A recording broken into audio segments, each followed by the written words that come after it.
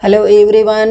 आज हम पढ़ने वाले हैं मुगल काल से जो मोस्ट इम्पॉर्टेंट क्वेश्चन हमारे परीक्षा में पूछे जाते हैं उन क्वेश्चनों को हम जो मोस्ट इम्पॉर्टेंट क्वेश्चन है उनको हल करेंगे और जानेंगे जो ज़्यादातर परीक्षाओं में पूछे जाते हैं उन क्वेश्चनों को आज हम कल हल करने वाले हैं। तो चलिए देखते हैं जो हमारा पहला क्वेश्चन है।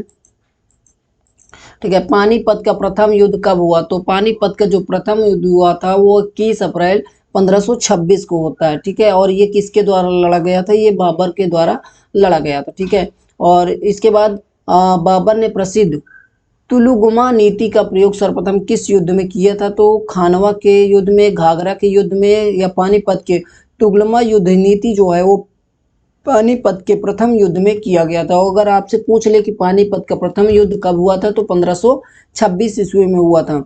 इसके बाद जो हमारा जो अगला क्वेश्चन है, यहाँ पास एक क्वेश्चन और है तुगलमा नीति और जो था तोप खाने का। ठीक है, तोप खाना जो होता है ये इसी युद्ध में हुआ है। आपसे ऐसे क्वेश्चन बन सकता है कि जो तोप खाने का आविष्कार किसने किया? तो बाबर इसका सही आंसर हो जाएगा। इसके बाद जो तीसरा क्वेश्चन है, किस युद्ध में जीतने के उपरांत बाबर ने खजाने का मुंह अमीरों, सगे संबंधियों आदि के लिए खोल दिया और इस उदारता के लिए उसे कलंदर की उपाधि दी गई? अब देखिए आपका क्वेश्चन में एक बन जाता है और क्वेश्चन, कलंदर की उपाधि किसको दी गई? तो कलंदर को जो उपाधि धारण करने वाले हैं बाबर हैं। ठीक है, इसके बाद पानीपत का प्रथम युद्ध में जो होता है उसको कलंदर की उपाधि दी जाती है। यहाँ पास देखते हैं बाबर द्वारा जो लड़े गए युद्ध 1526 में पानीपत का युद्ध, 1527 में खानवा का युद्ध और 1528 में चंदेरी का युद्ध और 1529 में घाघरा का युद्ध। यहाँ इस युद्ध को कैसे याद करेंगे? यहाँ से आप एक ट्रिक याद करेंगे। ठीक है, पान खाओ, देखो पान यहाँ से पानी, खान से खानवा, खाओ चिल्ला के गाओ, चिल्ला को मतलब चंदेरी, और घाओ मतलब घाघरा का युद्ध। ठीक है, भारत में ग्रांड ट्रंक रोड बनाई थी, तो इसका जो सही आंसर हो जाएगा शेरशाह सूरी। अब यहाँ शेरशाह सूरी के बारे में जान जाते हैं। शेरशाह सूरी का जो बचपन का नाम था फरीद था। ठीक है, और ये इसका नाम शेरशाह सूरी क्यों पड़ा? क्योंकि ये बचपन में जब एक शेर को मार डालता है तभी से इसका नाम जो है शेरशाह सूरी पड़ जाता है। इसके बाद गुजरात विजय की यादगार में अकबर ने किसका निर्माण कराया? तो इसका जो सही आंसर हो जाएगा बुलंद दरवाज़ा। बुलंद दरवाज़ा यहाँ से एक को और याद रखना कि बुलंद दरवाज़ा कहाँ है, तो आपको ये बुलंद दरवाज़ा जो है ये फतेहपुर सिकरी में है। इसके बाद आईने अकबरी एक महान ऐतिहासिक कृति निम्नलिखित में से किसके द्वारा लिखी गई? तो आईने अकबरी जो है वो अबुल फजल के द्वारा लिखा गया है। पानीपत की दूसरी लड़ाई 5 अप्रैल 1556 में निम्नलिखित में किसके द्वारा लड़ी गई थी? जो पानीपत की दूसरी लड़ाई थी वो अकबर और हेमू के मध्य लड़ी गई थी। फिर जो हमारा अगला क्वेश्चन है, दीन ए इलाही नामक नया धर्म किसके द्वारा शुरू किया गया था? जो दीन ए इलाही ये अकबर के द्वारा शुरू किया गया था। और जो इसके बाद जो अगला क्वेश्चन है, प्रसिद्ध मुस्लिम शासिका चांद बेबी किसके जिसने बरार को अकबर को सौंपा और निम्नलिखित में किस राज्य से संबंधित थी? जो चांद बेबी थी वो अहमदनगर से संबंधित है। इसके बाद जो हमारा अगला क्वेश्चन है, मुगल प्रशासन व्यवस्था में मनसबदारी प्रणाली किसने प्रारंभ की? तो मनसबदारी जो प्रणाली है उसको अकबर ने प्रारंभ किया। इसके बाद जो हमारा 11वां क्वेश्चन है, अपने काल का महान संगीतज्ञ तानसेन किसके दरबार में रहते थे? जो तानसेन थे वो अकबर के दरबार में रहते थे।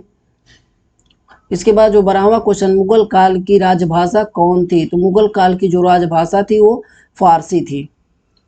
13वां क्वेश्चन है, सती प्रथा की भर्त्सना करने वाला मुगल सम्राट कौन था? तो इसका जो सही आंसर होगा ऑप्शन नंबर सी यानी अकबर होगा।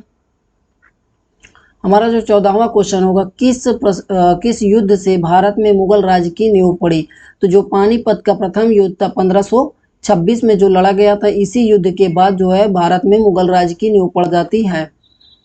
अब 15वां क्वेश्चन, मुगल चित्रकारी किसके शासनकाल में पराकाष्ठा या चरमोत्कर्ष प्राप्त किया? अब देखिए जो मुगल चित्रकारी थी वो जहांगीर के काल में, और स्थापत्य कला की बात किया जाए तो स्थापत्य कला जो चरमोत्कर्ष पर थी वो शाहजहां के काल में थी, और चित्रकारी जो थी वो जहांगीर के काल में थी। और यहाँ पास औरंगजेब को जिंदा पीर के नाम से भी जाना जाता है। निम्नलिखित में से किसने अकबर की जीवन कथा लिखी थी? तो अकबर की जो जीवनी लिखी थी वो अबुल फजल ने लिखी थी। हुमायूंनामा किसके द्वारा लिखा गया था? जो हुमायूंनामा था वो गुलबदन बेगम के द्वारा लिखा गया था। गुलबदन बेगम जो है वो बाबर की पुत्री थी। अकबर के शासनकाल में महाभारत का फारसी भाषा में अनुवाद किया गया था, जो रज़्मनामा के नाम से किया गया था। इसके बाद जो हमारा 19वां क्वेश्चन, निम्नलिखित में से कौन अंतिम मुगल सम्राट थे? तो जो अंतिम मुगल सम्राट थे वो बहादुर शाह द्वितीय या बहादुर शाह जफर के नाम से भी जाना जाता है इनको। सुप्रसिद्ध संगीतज्ञ तानसेन और बैजू बावरा किसके शासन काल में रहते थे? तो जो तानसेन और बैजू बावरा थे वो अकबर के काल में रहते थे। फिर इसके बाद जो हमारा 21वां क्वेश्चन है, जहांगीर के दरबार में पक्षियों का सबसे बड़ा चित्रकार कौन था? तो जो वो मंसूर था। इसके बाद जो हमारा 22वां क्वेश्चन, निम्नलिखित में किसने मुगल काल में ऐतिहासिक विवरण लिखा? तो जो गुलबदन बेगम है, हुमायूंनामा जिसने लिखा। इसके बाद 23वां, अकबर द्वारा अपनाई गई सुलह-ए-कुल यानी सार्वभौम शांति एवं भाईचारा अवधारणा निम्नलिखित में से किस पर आधारित थी? तो जो उपर्युक्त सभी यानी राजनीतिक उदारता पर भी और धार्मिक सहनशीलता और उदारवादी सांस्कृतिक दृष्टिकोण पर भी। इसके बाद जो 24वां क्वेश्चन है, प्रसिद्ध संगीतज्ञ तानसेन का मकबरा कहाँ है? तो ग्वालियर में। और यहाँ पास एक ये और याद रखेंगे, जो रानी लक्ष्मीबाई थी उनके भी जो मकबरा है यानी जो समाधि है वो भी ग्वालियर में स्थित है। इसके बाद गुलबदन बेगम पुत्री थी बाबर की, हमने पहले ही बता दिया आपको। फिर इसके बाद जो हमारा अगला क्वेश्चन है, मुगल प्रशासन में जिले को किस नाम से जाना जाता था? जो मुगल प्रशासन में जिले को जो सरकार के नाम से जाना जाता था। इसके बाद हमारा अगला क्वेश्चन है, किस सिख गुरु की मृत्यु के लिए औरंगजेब जिम्मेदार हैं? तो जो गुरु तेग बहादुर है ये सिख मतलब जो 90वें गुरु थे, ठीक है, जो सिख धर्म के 90वें गुरु थे, गुरु तेग बहादुर। अकबर के काल में महाभारत का फारसी अनुवाद जिसके निर्देशन में हुआ था वह कौन है? तो फैजी के जो अनुवाद महाभारत का अनुवाद फैजी के निर्देशन में किया गया था। हमारा जो अगला क्वेश्चन है, दिल्ली के प्रसिद्ध जामा मस्जिद का निर्माण किसने किया? तो जामा मस्जिद का जो निर्माण किया गया था वो शाहजहां द्वारा किया गया था। अगर वीडियो पसंद आए तो चैनल को सब्सक्राइब करिए, वीडियो को लाइक करिए और ज़्यादा से ज़्यादा लोगों को शेयर करिए। धन्यवाद।